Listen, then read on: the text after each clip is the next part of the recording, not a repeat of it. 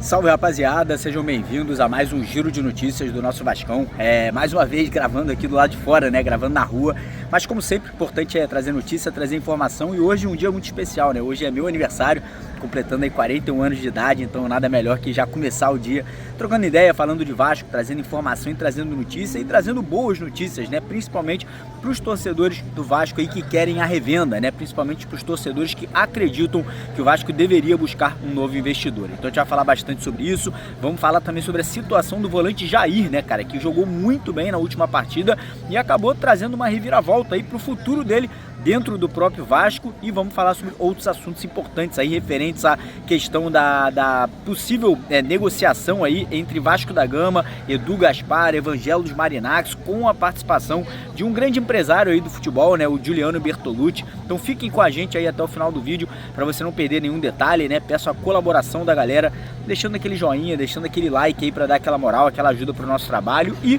convido você, vascaíno, que ainda não é inscrito, né? Você que ainda não segue o nosso trabalho, você que não segue o nosso canal aqui no YouTube, para se inscrever lá embaixo, naquele botão vermelho, né? Escrito inscreva-se. Venha fazer parte da nossa família, que aqui todo dia tem vídeo, tem live, né? Independente se eu tô gravando no nosso estúdio, do escritório, se eu tô gravando aqui na rua, como eu tô fazendo agora, né? Mas o importante é sempre deixar você, vascaíno, bem informado e por dentro das notícias do nosso Vasco. Começar o vídeo falando um pouquinho sobre Copa Sul-Americana. Como vocês sabem, o Vasco conseguiu a passagem ali para os playoffs, né? O Vasco vai enfrentar um time que vem da Libertadores da América, né? Um terceiro colocado. Ainda não temos a definição de quem será o adversário do Vasco, né? Tem várias possibilidades, pode ser Bahia, pode ser o Bulo, pode ser a LDU, enfim, provavelmente ainda hoje a gente já vai saber qual vai ser o time, né, que o Vasco vai estar enfrentando, né, independente de adversário, né, a gente tem que assumir que o Vasco vai ter uma pedreira, né, o Vasco vai pegar um time que vem de uma competição mais forte, mas também vem aí de um momento complicado, né, vem aí de uma queda de Libertadores, então tem que aproveitar esse momento de subida do Vasco dentro da competição e obviamente tirar proveitos aí, né, dessas últimas partidas que o Vasco fez positivas contra a Fortaleza, contra a própria equipe do Melgar, né, pra gente dar sequência aí na competição sul-americana. Falando um pouquinho de Campeonato Brasileiro, né, o Vasco volta as atenções agora para tentar fechar os últimos jogos do Brasileirão aí antes da parada para a Copa do Mundo de Clubes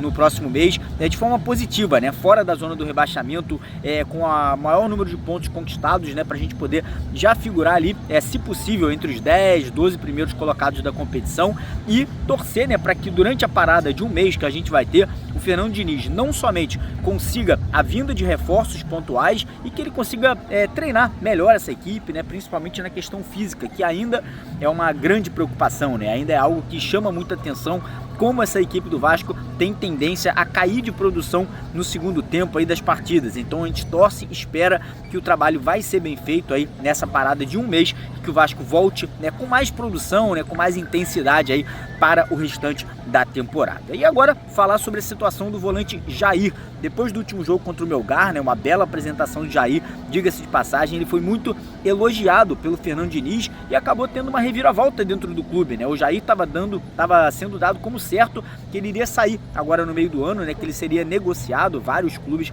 demonstraram interesse, mas o Fernando Diniz, né, deixou claro que ele conta com o jogador, que ele gosta muito do Jair, inclusive ele já tinha indicado a contratação do volante Jair no São Paulo, quando o Fernando Diniz trabalhou por lá, e também no Fluminense, né? Então isso faz com que o Fernando Diniz acredite no potencial dele, lembrando que o contrato do Jair com o Vasco ele termina agora, no final de 2025, o salário do Jair é de R$950 mil por mês, mas o Vasco parece que vai fazer uma proposta de extensão de contrato por mais 2 anos com o Jair, porém com uma redução salarial ali para cerca de R$600 mil por mês, e parece que o jogador está disposto, né? Ele quer continuar no Vasco, ele deve provavelmente aceitar essa redução salarial, porque ele não foi tão aproveitado nos últimos 2 anos, então entende-se que essa redução é justa, né, e vai obviamente ser importante para ele dar continuidade continuidade ao trabalho dele dentro do Vasco aí pelos próximos anos. Mudando de assunto agora, vamos falar sobre algo muito importante, principalmente para o torcedor vascaíno que acredita, né, que o futebol do Vasco tem que ser revendido, né, tem que ser passado para um novo investidor. Com a decisão que acabou sendo acatada ontem na Justiça do Rio de Janeiro ali, que o clube associativo, né, o Pedrinho como presidente, segue no comando da Vasco da Gama SAF, estão aí se falando dentro do Vasco, né, internamente nos bastidores, que muito provavelmente nas próximas semanas, né, devem acontecer alguns encontros, algumas reuniões aí entre a diretoria do clube associativo e os representantes da ACAP, né? A ACAP, que é a empresa americana que acabou assumindo o controle da 777, que era a controladora do Vasco até, né, a queda deles financeira lá nos Estados Unidos. Então essas reuniões podem acabar selando um acordo para revenda, né, para que um novo investidor possa estar chegando ao Vasco aí nos próximos meses. E tem algo muito importante para ser dito sobre isso, né? O Pedrinho, ele vem recebendo muitas sondagens, né, muitas abordagens de investidores, empresas, enfim, pessoas interessadas na compra do nosso futebol. Pelo que a gente sabe, pelo que a gente apurou, né, o principal segue sendo o Evangelos Marinax, que no Brasil ele é representado por duas pessoas, pelo Edu Gaspar, né, que era ex-jogador do Corinthians e seleção brasileira e nos últimos anos trabalhou no Chelsea, né, lá da Inglaterra. Ele recentemente foi contratado pelo Marinax para se tornar, né, o cabeça ali da organização dos clubes do Marinax, e parece que o Pedrinho vem tendo muitas conversas aí